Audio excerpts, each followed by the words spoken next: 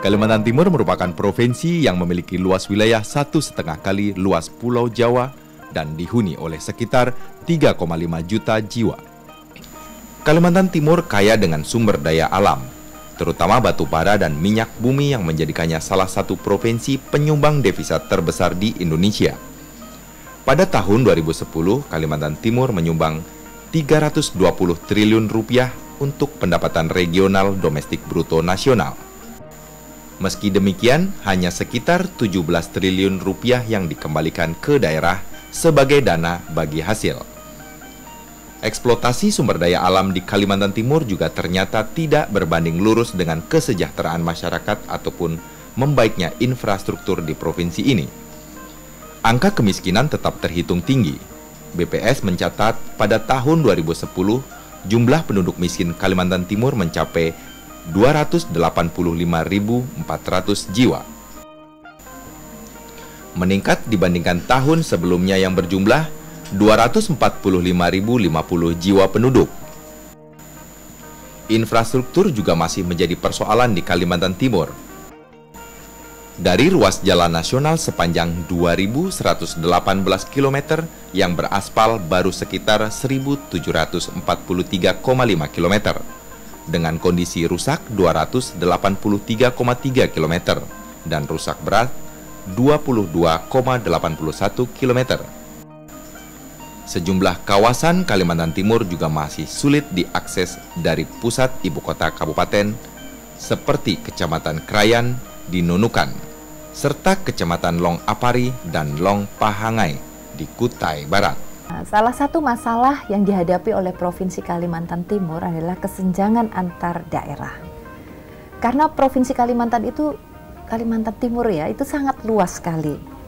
Nah, jadi ada daerah-daerah yang sudah relatif maju, tetapi ada daerah yang masih sangat tertinggal di dalam berbagai aspek. Misalnya di dalam pendidikan, ya, kita melihat persoalan-persoalan utama yang dihadapi oleh Provinsi Kalimantan Timur itu terjadi di daerah-daerah perbatasan.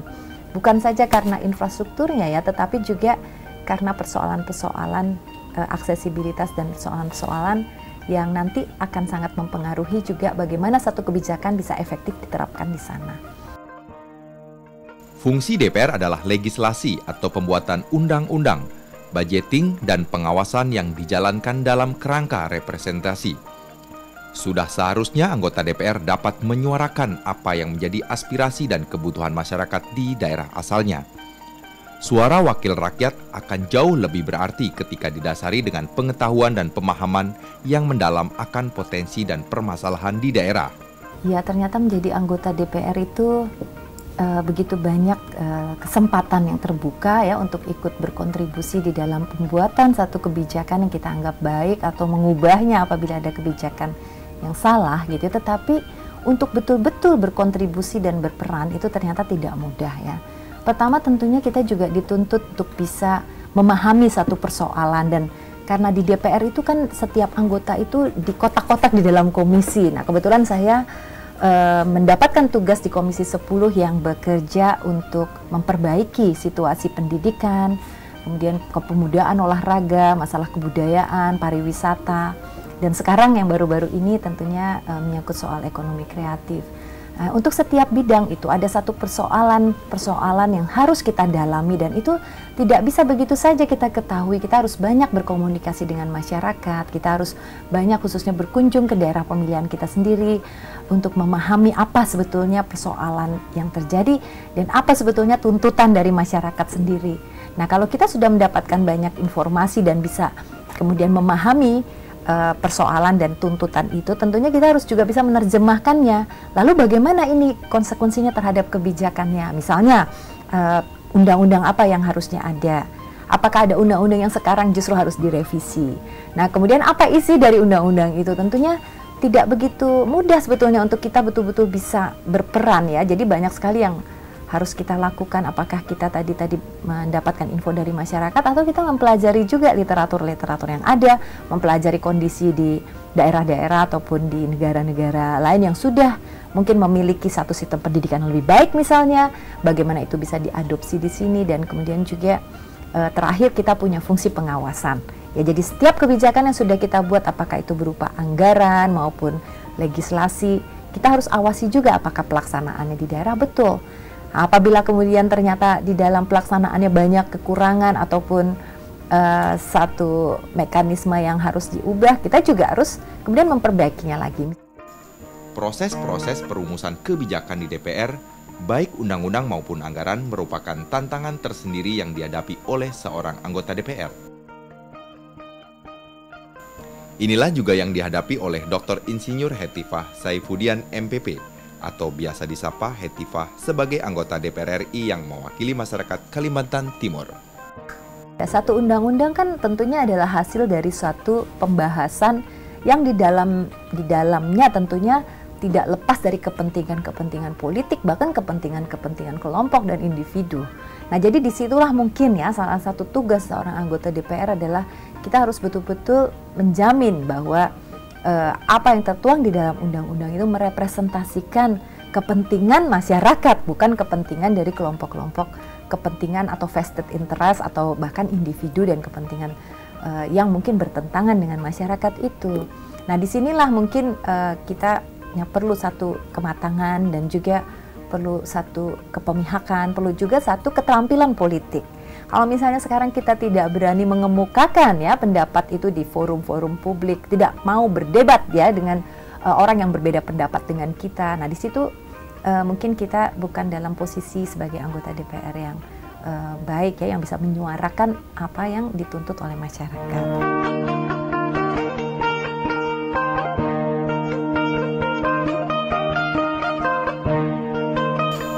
Upayanya untuk terus memberdayakan masyarakat dan meningkatkan kualitas pendidikan, terutama di wilayah perbatasan, membuatnya tidak lelah bertarung di Senayan untuk memperjuangkan suara masyarakat Kalimantan Timur.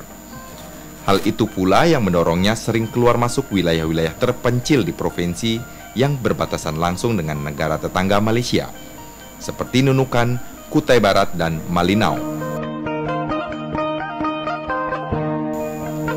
Salah satu yang masih menjadi hambatan di Kalimantan Timur adalah persoalan infrastruktur pendidikan di perbatasan dan tunjangan khusus untuk guru di perbatasan yang belum merata.